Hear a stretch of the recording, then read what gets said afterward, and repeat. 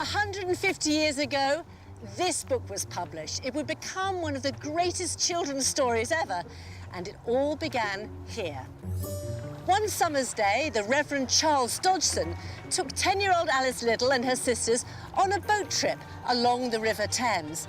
The girls were absolutely enchanted by his stories, and the power of Carroll's imagination has enthralled millions of readers, from John Lennon to James Joyce. Alice, hands down, for me, is number one. Always has been. It's absolutely a magical ride. In terms of children's literature, a revolutionary book. And it's unlike, of course, anything that had ever been written for children before. The book is fantastic and brilliant. I would give it 5 stars. It's good. They say that after the Bible and Shakespeare, Lewis Carroll is the most potent author on earth. These are the foreign language editions of Alice. We have Aboriginal here, French, German, Japanese. Only a handful of people would have known at the time that Charles Dodgson, a maths don at Christ Church, Oxford, was also Lewis Carroll, and that the inspiration for the book was a real Alice, Alice Liddell, the Dean's daughter. For years, the relationship between Carroll and Alice Liddell has been the subject of speculation. I think he was in love with her, but I don't think he would have admitted that to himself. Carroll's reputation has also been dogged by questions about his child friends and the photographs he took of them. That is quite disturbing, It is, isn't it? That's a little girl in a very adult pose. And in the course of our research, we've uncovered new material that adds to this controversy. My gut instinct is it's by Lewis Carroll. What was really going on? Who knows? So what was it that led to the creation of Carroll's masterpiece, Alice's Adventures in Wonderland? And what are we to make of the controversies surrounding him? You probably recognise Christ Church as the dining hall at Hogwarts. And in fact, Lewis Carroll, who taught here, created the Harry Potter of his day. So how did this rather dry mathematics lecturer manage to create such a fantastical world? And what was the nature of his relationship with the real Alice?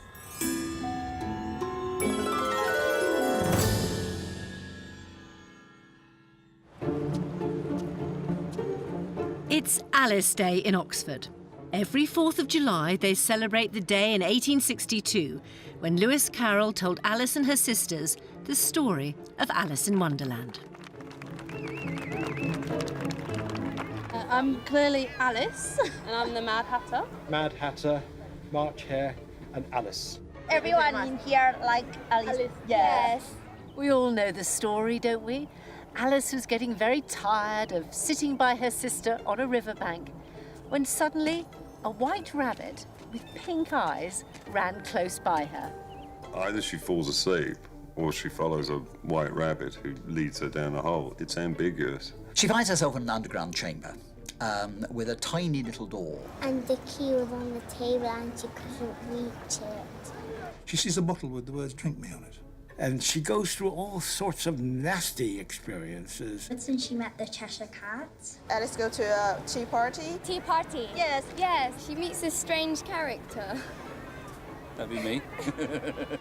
Who's a bit deluded. Alice got a bit stressed because they were being so mad. Then there is a weird game of croquet. The cards were like painting the roses red. 红桃皇后说砍了他们的头。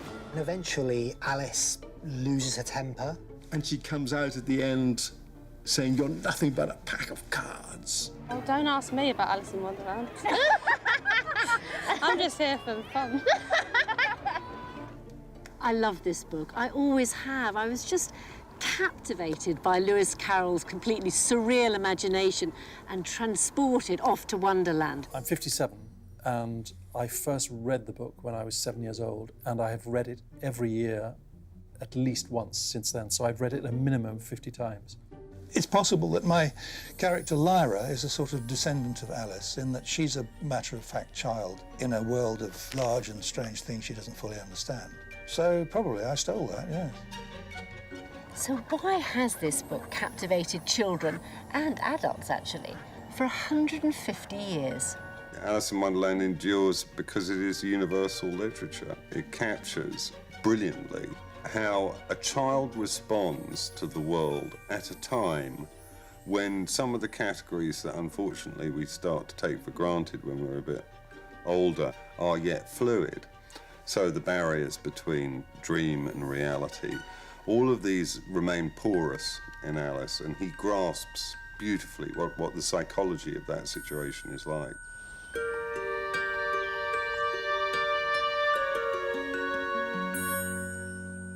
It was in the corner of this famous quad at Christchurch, right over there, that Lewis Carroll wrote down his story, Alice in Wonderland. It's now actually an internet cafe for students. And over here was where Alice Liddell lived. She was the Dean's daughter and the inspiration for the book. Little did Alice know that the story would come to dominate her life. In 1932, as an old lady, she visited New York, where she was captured on film for the first time. It is a great honour and a great pleasure to have come over here. And I think now my adventures overseas will be almost as interesting as my adventures underground were. So how did those adventures come to be created? It really began here in Oxford when Lewis Carroll first met Alice Liddell. She was around 4 at the time. He was 24, a newly qualified maths don. It was a relationship which seems unusual, to say the least, to modern eyes. He was dry, methodical, punctilious. Alice Liddell said that he looked as if he had a poker stuck up him. He was, so upright. Everything was, neat, fixed, orderly. I mean, it's hard not to think of him as someone who had a mild form of OCD. In those days, dons at Christchurch had to take holy orders and they had to be celibate. So Charles Dodson became the Reverend Dodson, though he never converted to full priesthood. If he had become a full priest, he may be encouraged to take on a parish, and he would have found that pretty daunting. He had a speech impediment, and so reading a service was not easy for him. His mouth would open, but the words wouldn't come out. Carroll spent almost his entire adult life a bachelor don, behind the cloistered walls of Christchurch. And even though he wrote both the Alice books here, he kept his identity secret. He instructed the porters at Christchurch to return to sender any letters that came to Lewis Carroll. He also, though he was a very keen photographer, he didn't like being photographed himself, and that probably was because he didn't want people to recognise him in the street. He didn't want fans coming up to him. Carroll was more than a keen photographer. He was a pioneer of a new art form. He took hundreds of photographs of writers, friends, artists and celebrities. But one person stands out above all others. There is no photographic image of Alice which is not arresting, startling, like, the people who nowadays become supermodels, who the camera is in love with. It was when Lewis Carroll was working in the library at Christchurch that he first spotted Alice, playing with her sisters in the deanery next door. So this is his office when he was a sub-librarian. Right. As you can see, book lines, quite impressive, Yeah, but even more serious impressive. leather tones. No, even better than that. Look, this is the view. Oh, that's a beautiful walled garden. So that is where he would almost certainly have first seen Alice. Alice Liddell for the very first time, because that's where the Liddles lived. That's where they lived, and that's where the girls were playing. Alice's father was appointed Dean of Christchurch, which at the time was the place to go. They were a glamorous family. They had parties, they had musical evenings, they were friends with royalty. Lewis Carroll was really drawn to all 3 little girls initially because they were all photogenic, charismatic, and upper class. He had just got his first camera, and the friendship developed really with him trying to get them to sit for photographs.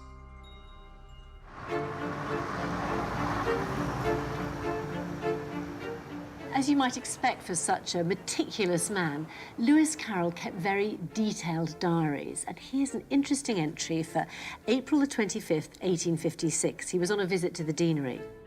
The three little girls were in the garden most of the time, and we became excellent friends. We tried to group them in the foreground of the picture, but they were not patient sitters. I mark this day with a white stone. And that's what Carroll always does when it was a particularly special day. They became tremendous friends, all three girls, even though Alice was obviously singled out as the special one. She was pushy, imperious, shaking her hair, he always used to say, shaking the fringe out of her face and sort of bossing everyone around. Under here is one of the original plates shot by Lewis Carroll. I'm going to be allowed to have a look, but obviously it's incredibly valuable and very delicate. Oh, and I'll put on the lights, I'll be able to see it. Oh, my goodness. This is fantastic. What I'm looking at is a negative, and here she is at around 6 years old.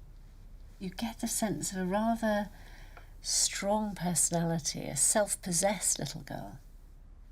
She was a beautiful child.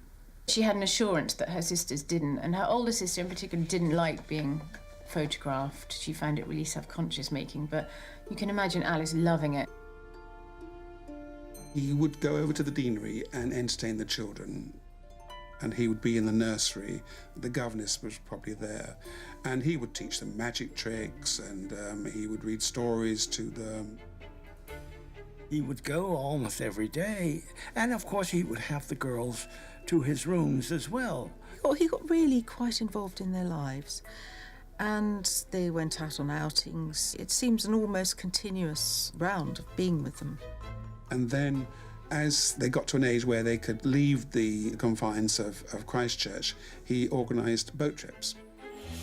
And so began one of the most famous boat trips in literary history, as Carroll and his friend Robinson Duckworth took Alice, Edith and Lorena Liddell up the River Thames to Godstow. Hi. Hi, Martha. Hi, Mark. Hi, Mark, good to see you. This is Tom, who's going to... Hi, Tom. You're doing all the hard work, aren't you? That's it.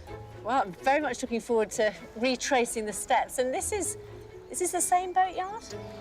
It is, yeah. It's the same family-run company. Here we go. Well, I've managed the first stage. I haven't fallen in. Well, indeed. You're setting a very good precedent. It wasn't the first time that Carroll told them stories, by any means, but the crucial difference that day was that Alice, for whatever reason, pleaded with him to write the stories down. Alice asked him, tell me a story, tell me a story. And he would lean on his oars and go, no, not this time, next time. And the girls would say, it is next time now, tell me a story. So he unwillingly began on the story of Alice in Wonderland. He clearly was making it up as he went along. He had no notes, he hadn't planned it. He just started the story of Alice following a white rabbit down a rabbit hole. And we have her own account, don't we, of what happened that day here in the first biography of Lewis Carroll.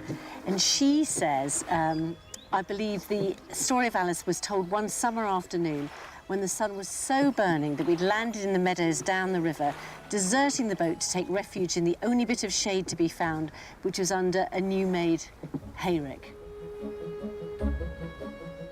The story Carroll told them wasn't all make-believe. It was also full of in-jokes and references to real places like this, the famous Treacle Well not far from the river. So it's a real place. Treacle Well is a real place. Exactly, here it is. Yep, yep. They must have loved it because it's a scene, isn't it, from the Mad Tea Party. And when he says, once upon a time there were three little girls, this is the Dormouse, and their names were Elsie, Lacey and Tilly, and they lived at the bottom of the well. That's code, isn't it? Indeed. Lacey is an anagram for Alice herself, Elsie. If you break that to the 2 capital letters, L-C, you get Lorena Charlotte. The older sister. The older, exactly. And then Tilly was the family nickname for the younger daughter, Edith. So all 3 of them are dead. The journey ended 4 miles upstream with a picnic on the riverbank at Godstow. Alice was beginning to get very tired of sitting by her sister on the bank. Precisely, yeah. And here we are on the bank. Yeah. And I think, you know, the reality of that day is reflected probably in that first line. And even what happens next, you know, Alice seeing the rabbit, the white rabbit, go down the rabbit hole and then following. You know, there are still rabbits to be seen on this part of the Thames bank.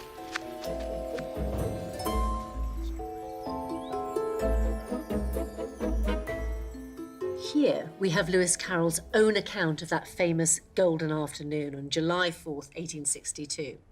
Duckworth and I made an expedition up the river to Godstow with the 3 Liddles. Now, on the other page, he writes later and he says, on which occasion I told them the fairy tale of Alice's adventures underground, which I undertook to write out for Alice. She was the one who nagged him to tell the story. So in that sense, she was the crucial one. It took him, I think, a year or so, but eventually he did write it down for her and he presented it to her as a Christmas present. He had written it out by hand himself and then drawn all the pictures. And this is it, the original version of the children's masterpiece, Alice's Adventures Underground. And just look at the detail in this. I mean, it's like an illuminated manuscript. It's so lovingly done. Over here we have the large Alice. She's grown so big. And next to her, the white rabbit. And I think it's intriguing the way that Lewis Carroll has drawn this picture himself, because it's almost like the white rabbit is a kind of suitor to the much bigger, the more formidable Alice. And he's ended it with a photograph which he's taken of Alice on the very last page. But in fact, what was discovered later on, underneath that, there's a drawing that he made himself. In keeping with his obsessive perfectionism, there are no mistakes in this manuscript. No crossings out, no blotches. Carroll practiced his layout and his drawings in advance. Here you've got a real rabbit that he drew from a naturalist handbook. As he develops it, it gradually metamorphoses into a fairy tale rabbit.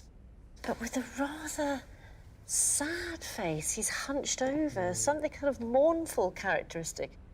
What do we have here? So this is the number of faces. So this is Carroll's version of Alice. She's looking slightly dreamy, slightly distracted, slightly distant. Yeah, slightly plaintive here.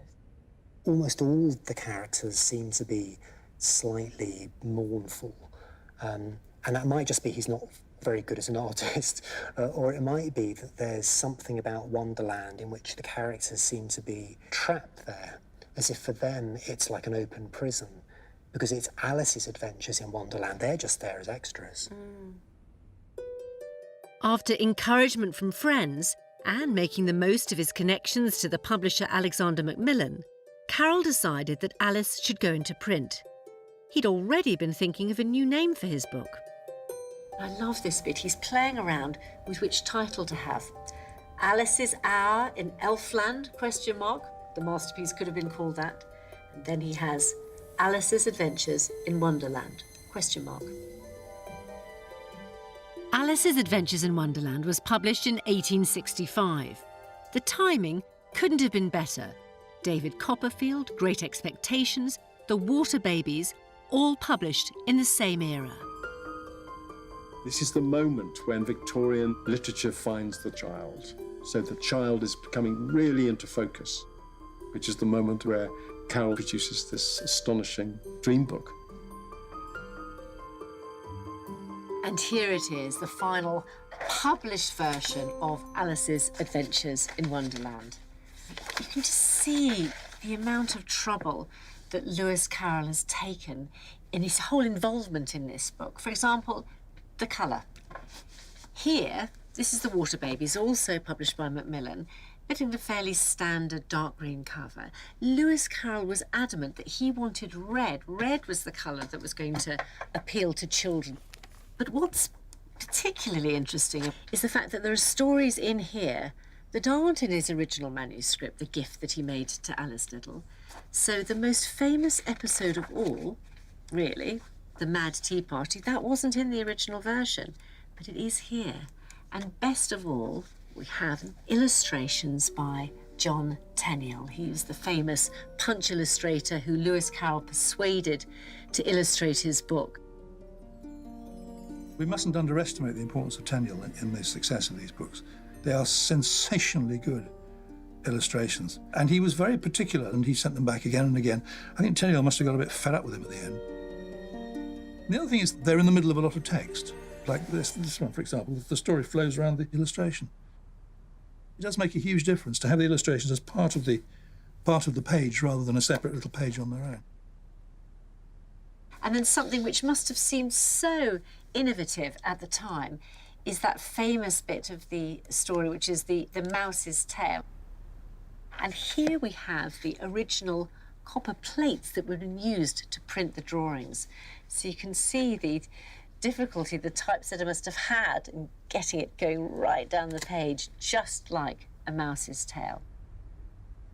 And here's the plate with the Cheshire Cat illustration, and you can really see the kind of detail that John Tenniel used in order to produce one of the most famous images from Alice. Alice, the first female lead in children's literature and the most memorable. She's very self-confident, isn't she? She's wonderfully untroubled by the bizarre circumstances in which she finds herself. Alice is the voice of common sense. If you had a crazy character as the protagonist in a crazy world, where's the difference? Where's the story? She's quite feisty, she's quite funny. She challenges the creatures She all challenges, the time. and also she challenges everything that she's expected to obey in real life. In some other ways, she keeps her composure, and that makes her a very unusual heroine. What other child heroine from the 19th century is like that? Jane Eyre? Not many. It's hard to appreciate just how revolutionary a book Alice in Wonderland was. Completely. This is an example of the sort of thing that was popular before. This is the history of the Fairchild family.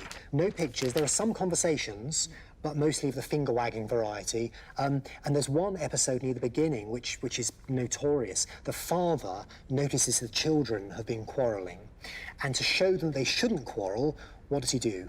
Take their toys away? No. Send them to bed without any supper? No. He takes them to a gallows to see an executed criminal who's rotting in his chains. Well, one of the things that I really like about Carroll's book is the way that it's rather subversive about those sort of preachy books. So there's a fantastic bit here where Alice is trying to decide whether to drink that famous bottle, and she says she wanted to see whether it's marked poison or not, for she had read several nice little histories about children who got burnt and eaten up by wild beasts and many other unpleasant things, all because they would not remember the simple rules their friends had taught them, such as a red-hot poker will burn you if you touch it, you know. And yet she goes ahead and drinks it anyway. Yes. You know. She's a rebel. She is a rebel. The irony, of course, is that this rebel was created by a man who positively embraced order. It's the mark of someone who loves rules and he loves smashing them up. The croquet game breaks all the rules. The hoops move, the mallets are flamingos. The Caucus race would be another example. All have won and all shall have prizes. And somebody that rule-bound seems to be very excited about when the rules can be broken. I think it's very interesting the original circumstances in which he started telling the story. I mean, in the boat going up the river. Carroll wasn't the only person rowing.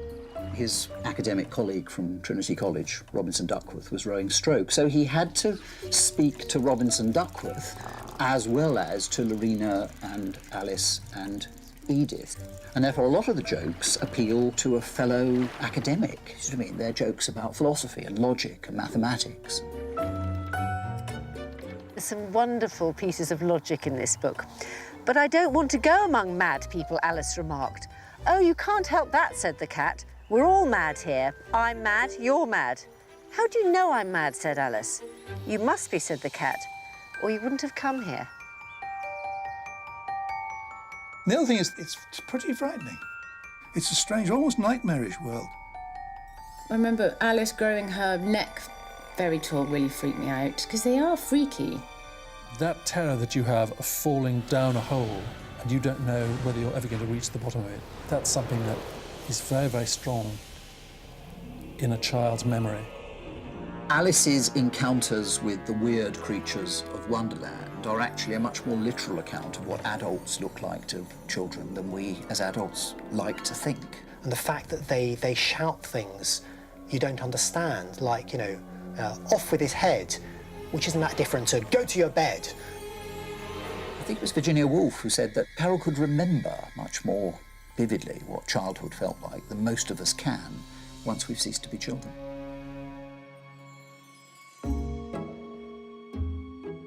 So are there clues in Carroll's own childhood that help us to understand this special empathy with children? He was born near Warrington in 1832. His father was a clergyman in the village of Daresbury. Carroll was the eldest son, and he was surrounded by little girls. There were 2 brothers, but lots and lots of sisters. When Carroll was 11, the family moved to a large rectory near Darlington. He kept his siblings entertained with homemade magazines full of stories and cartoons. He became their leader and entertainer. He had a natural talent in storytelling. Over 100 years later, an amazing discovery was found under the floorboards of what was then the nursery. We have a little handkerchief. Oh, how lovely. Oh, this is a letter from his mother. That is his mother's handwriting, so he's kept that. And I suppose that's one of the real clues to show that this really did belong to the Dodson family. Yes. And that's a little teapot lid. Well, a teapot lid, of course. Yes. Mad Hatter's Tea Party. Yes. And then we have the white glove. The white glove. Just like the glove. Not Which the poor white rabbit kept losing, didn't he, during the story? Yes. And there, a little thimble. The thimble. Yes. Ah, which we know this, don't we, from the Alice story, from the caucus race. Yes. Here we have 3 little glimpses of some of the stories that were yet to come, haven't we? We've got the Mad Hatter's Tea Party, the thimble from the caucus race, and a glove. We don't know exactly when these treasures were planted, or by whom. But whenever it was, it's as though Carroll was telling us something not just about Alice's adventures in Wonderland, but also about himself. By the time he arrived at Christchurch, he may have left his childhood behind, but he carried the idea of it with him, and from then on, children and child friends would remain at the centre of his life. Well, he's supposed to have said that they were 3/4 of his life. And I do think they were very important to him. And I think he saw them partly as a sort of refuge from the adult world. When Carroll wrote to his child friends, he wrote as one of them. His letters are mini works of art, like this letter with pictures instead of words. Or this one, written in the shape of a spiral. Or this, where he's pretending to be afraid. This was a man who came alive in a different sense with children. But what exactly was going on with Carroll's relationship with children? And what was the nature of the relationship with Alice Liddell? Despite the wonder of his books, these are the questions that always hang over Carroll. And this is where the arguments begin amongst Carroll experts. He once asked Alice for a lock of her hair. Was that a lover's token? Today, we may well think that a lock of hair is a love token. I mean, what did it mean then? I mean, she was just a young girl. So I think it's really, it's very difficult to describe. I mean, it's the character of the man is one that enjoyed the friendship of children, but there is no sense of a love interest in this at all. He was emotionally involved. There's just no question about that. And that's why I can't bear these critics who say that he only had a paternal interest in the girls. That won't do. I think he was in love with her, but I don't think he would have admitted that to himself.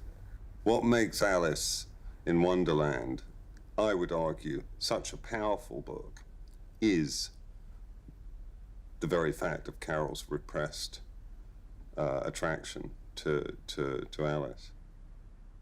Among the photographs Carroll took of Alice in the Deanery garden is this one, still controversial to this day. It shows Alice dressed as a beggar maid, with her ragged dress falling off her shoulder. It's quite a challenging look, isn't it? It's a very challenging look. And the fact that you can just see one of her nipples is something that a lot of viewers find slightly disturbing, as if there is a little flash of sexuality there. It looks a little as if it's a kind of come-on gesture, but the fact that she's holding her hand to her body is because in photography, if she was outstretched, that would shake and that would blur the picture. No other reason. Would it have been as disturbing to a Victorian audience? No. Taking photographs of middle-class children dressed up, this was an absolutely standard piece of acting out. But it's the most famous one because, as you say, the gaze pins us and we don't know how to read her. The picture may be ambiguous, but one thing is certain. The special friendship between Carroll and Alice Little resulted in one of the greatest children's books ever written. And yet, by the time Alice's Adventures in Wonderland was published, that friendship had come to an abrupt end. Why? A year or so after the boat trip to Godstow, in June 1863, something happened, and Lewis Carroll was exiled from the deanery. To find out what happened, the obvious place to come would be here, to his diaries. But when you look inside, pages are missing. Just looking along here, you can see where there's been a razor cut. When his nieces inherited his diaries, they cut out a number of pages, and we have to put bits and pieces together to try to think of what might have happened in the deanery. For 5 months following this apparent rift, there's no mention of the little girls in the diaries at all, until we come to December the 5th, and there's a theatrical evening. At the very end of that day, Lewis Carroll writes, "Mrs. Little and the children were there, but I held aloof from them as I have been all this term." Held aloof, such an interesting phrase. What was really going on? It's my theory that Alice's mother was the cause of the split. Carroll's manner grew too affectionate to Alice. Alice's mother was a dreadful snob. She was known as the Kingfisher in Oxford. And she wanted kings, princes, earls, dukes for her daughters. So she stamped on it and she burnt all the letters that Alice had received from Dodgem in the waste paper basket in the deanery. Is there evidence of that? My grandfather mentions that it happened, yep. It's a story in my family. So was Carroll's attachment to Alice the cause of the rift? It's possible, but there may be other explanations. In this archive in Woking, where the Carroll family papers are kept, an intriguing piece of evidence, a scrap of paper, points in 2 other directions. Alice's sister Lorena, or Ina as she was known, and the governess, Mary Prickett. This is a note written by the niece who cut out the pages. It's actually called Cut Pages in Diary. She writes, Elsie Lewis Carroll learns from Mrs. Liddell that he's supposed to be using the children as a means of paying court to the governess. He's also supposed to be courting Ina, that's Alice's older sister. So what this suggests is that the rift wasn't anything to do with his relationship with Alice, but in fact was about the governess or her sister. It's true that there were rumours at the time about Carroll and Lorena, and also about the governess, and that's what this scrap of paper is referring to. However, there is another document, a letter written by Lorena to Alice when they were both in their 80s. In it, Lorena informs Alice that she's just been interviewed by a biographer, and she's worried about the explanation she's given for the rift. I said his manner became too affectionate to you as you grew older, and that Mother spoke to him about it, and that offended him, so he ceased coming to visit us again, as one had to give some reason for all intercourse ceasing. This letter appears to point things back to Alice, although it can be read two ways. We don't know which word we're supposed to stress. Is it, I said his manner became too affectionate to you? In other words, he behaved badly, he maybe tried to kiss her? Or is it, I said his manner became too affectionate to you because actually it was me that he was after and I had to give some excuse to throw her off the scent? Again, we simply don't know. But why would it have been worse for him to be affectionate towards Lorena than to Alice? Lorena was the eldest daughter. She was above the age of consent. The age of consent was 12. So for Carroll to kiss her would have meant something different in everyone's eyes than him kissing a very little girl like Alice. Because to us it seems so much worse, the suggestion that Mother had banned Carroll from the house for being too affectionate towards a little girl. Yeah, exactly. It's tempting, of course, to think of Carroll as a Victorian Jimmy Savile, but in fact, we have dozens and dozens and dozens of records from girls who he befriended who made it clear that there's a kind of ritual to their friendship. It involved kissing them chastely, and that was it. But for him, it was almost a way of proving that his intentions were pure.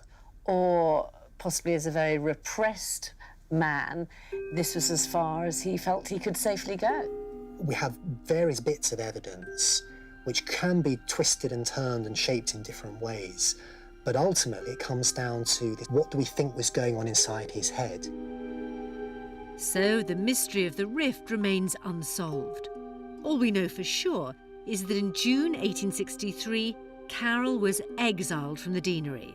And when he was eventually invited back in December that year, his relationship with the family had become formal and distant. He was asked back for tea, but then everything changed. Everything changed. They grew apart. There's a rather sad last final picture he took of her. She looks sad and the mood is sad. She looks rather wistful in a way there. I think it mirrors the portrait that Carroll, the last one that he took of her. I think she looks sad. I mean, her beloved sister Edith had died by then. I think you can see that etched into her face because it's the kind of wonderful brio that she had as a little girl. That's true, yeah. Has gone, hasn't it? Yeah. Alice had grown up. On the surface, she'd forgotten Carroll, her childhood friend. She married a man called Reginald Hargreaves, but chose a revealing name for one of her sons. Well, she gave my grandfather the name of Carroll, which she always denied, incredibly, had any resonance at all, but you can't help think, come on. For Carroll, the real Alice may have left his life, but the fictional Alice lived on. He couldn't stop recreating her. First, in the famous sequel, Through the Looking Glass and What Alice Found There. Then in merchandise and spin-offs. For him, it's not about the money. It's more about trying to maintain contact with his dream child. But part of it also, I think, goes back to his own childhood, being safe in this little paradise. She was a strange, distorted version of him. So little Alice will never grow up, and even though Carroll himself had, it meant he could always go back to it again and again. It's as if he wanted to be that ideal dream child. Did he simply want to be her, or was there something else as well? Over his lifetime, Carroll accumulated hundreds of child friends. He'd meet them on railway journeys and at the seaside, his pockets brimming with puzzles and games. He basically picks them up. He picks them up in trains, he picks them up at friends' houses, and of course they're not alone, they're always accompanied by their parents, their nurses, their governesses. That kind of collecting of children became an astonishing way of life. What was really going on? Who knows? It certainly would raise eyebrows these days from social services and parents, and it did raise some eyebrows then. Well, I think people are quite often very quick to criticise, thinking about things as they are in this day and age. I think one always has to put oneself back to the period in which these events took place. And I mean, there is absolutely no evidence whatsoever that, you know, things were improper or anything like that. Was there ever any complaints about his behaviour towards children, either from the children themselves or their parents? I don't know of any at all. And I've studied this man for over 40 years. So I think if there had been any, I would have found them by now. The interesting thing here is that his first biographer, Dodgson Collingwood, he does seem to have distorted the record in order to suggest that the child friends were younger than they actually were. Because when he was writing this biography at the end of the 19th century, it seemed fine for a bachelor to spend his time with little girls, but very questionable for him to spend his time with sexually adult young women. And so he slightly twisted the evidence to make them younger. With very odd consequences, of course, for Carroll's subsequent reputation, since we now take precisely the opposite view. The picture, though, gets complicated, because Carroll not only collected children, he photographed them in his studio. And in some of those images, the children are naked. He did have a sort of obsession with innocence and childhood and innocence. And these days, we would not have considered it possible for a photographer to photograph young children in the nude.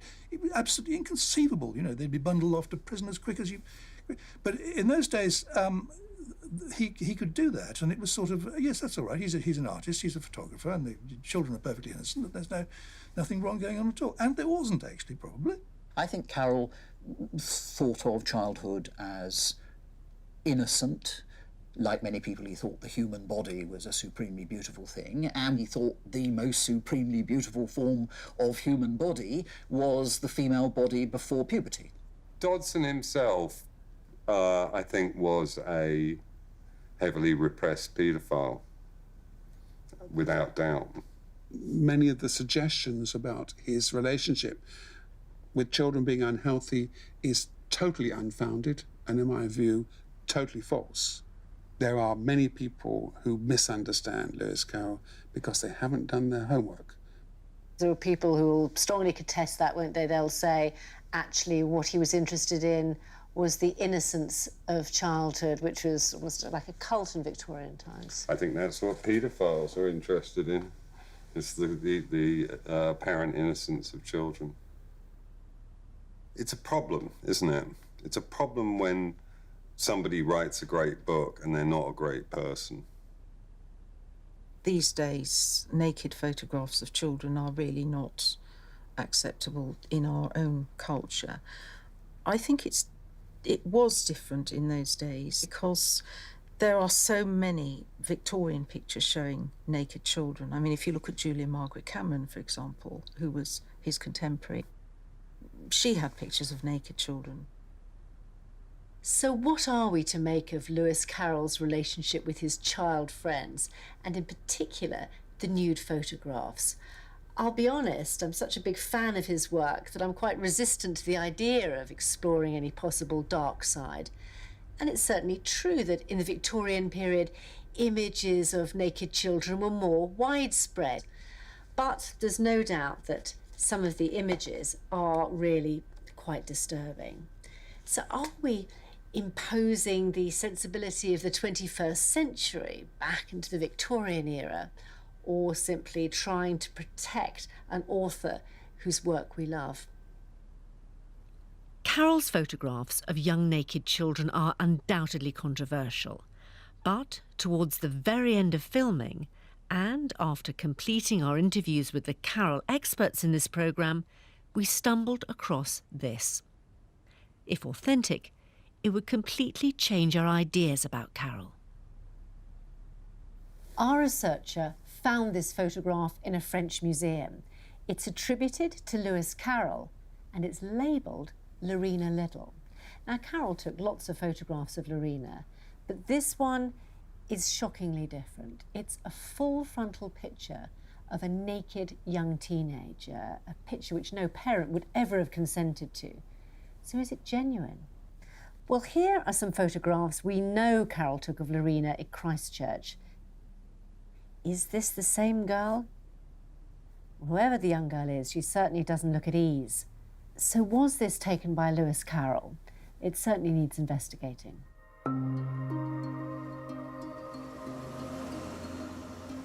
I didn't really expect that my adventures in search of Lewis Carroll would take me through a door marked French Riviera. And look, there may be no real way of discovering who took this photograph, or even if it really is of Lorena Little. But the image isn't allowed out of the country, so coming here to Marseille and subjecting it to expert tests may be the best way of discovering more clues. This isn't the first time the image has been examined. In 1993, the Carroll expert Edward Wakeling judged it to be inauthentic when he compared it to known Carroll photographs. But would subjecting the original to forensic tests suggest something different? Nicholas Burnett is a picture conservationist with specialist knowledge of 19th century photography. There is something quite strange, isn't it, about the pair of us looking back into the eyes of this girl. And it's a young girl, isn't it? A naked picture of a young girl. Yeah, absolutely. We've brought Nicholas here to the Musée Cantini in Marseille to examine the photograph. It says Lorena Little, L. Carroll, Cole, M.C. So I think that's a dealer's inscription saying what it is and where it came from. Cole probably is short for collection. The Musée Cantini don't use the letters MC on their photographs, so we don't know what MC stands for. We do know that the photograph used to be held by the Gallery Texbron in Paris. After the death of the owners in 1986, it was donated here. But is it dated from the early 1860s, when Carroll was photographing the little girls? There's a lot of damage on the surface. There's a big crease up here. Corner's been torn off. There's some scratches. You can see the little brown spots on her face. It's a very slow-growing mould, very difficult to fake convincingly. It looks like it's got a very thin albumin coating. Albumin, of course, is egg white. So let's have a little peek there. Yep, that's very thin. That's what you'd expect from the 1850s, 1860s. So we can rule out a modern fake. So we've established that the photograph was taken around the same time that Carroll was seeing the Littles. What about the kind of camera being used for this? Well, he used an Otto Wills folding camera. It's the sort of camera that it would have been taken with. Two wooden boxes, one slightly smaller than the other, just sliding into each other. Was the photograph developed using the same method that Carroll used? This was called the wet collodion process, in which chemicals are poured over a glass negative. A little bit earlier than this, and it would have been from a paper negative, and then it wouldn't have been quite so crisp.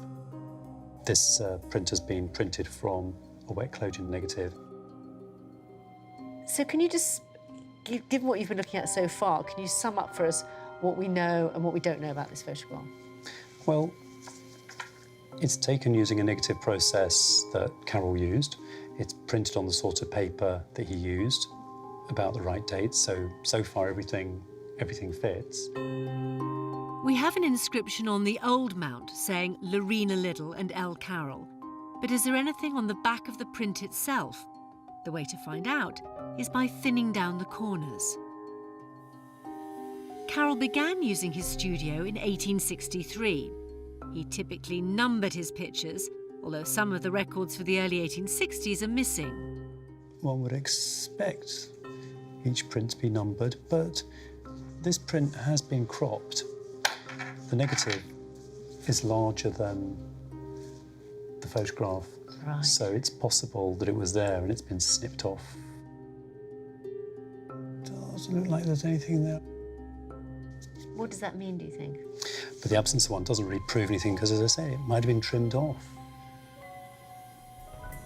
Overall, we've put this photograph through a number of different tests and you've given us your scientific opinion about it all. What's your gut instinct?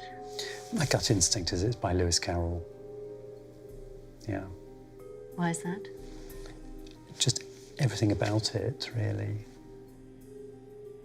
You know, that was so interesting because I'd half expected our expert to say, no, this couldn't possibly have been taken by Lewis Carroll, it was from the wrong period or was actually an out-and-out fake. But in fact, even though we didn't find an inscription by Lewis Carroll himself, we now know that it was developed using the same process as Carroll would have been used, a similar camera, and actually that it dates from the period when Lorena Liddell herself would have been a young teenager. Back in London, I'm on my way to see forensic imagery analyst David Anley. He works as an expert witness in court cases, and he's going to compare the characteristics in known photographs of Lorena at different ages with the photograph that we found. If we start with the eyebrows, now the image at the top here is of the older Lorena as an adult. The image in the middle is the younger Lorena, and the one at the bottom is the girl in your photograph. There are certain similarities. The line of the eyebrows is consistent, and there is a further consistency in their depth at various points. If we then go on to the eyes, you can see that there is a fairly hooded appearance, and this feature appears consistent both with the girl in the photograph and of Lorena.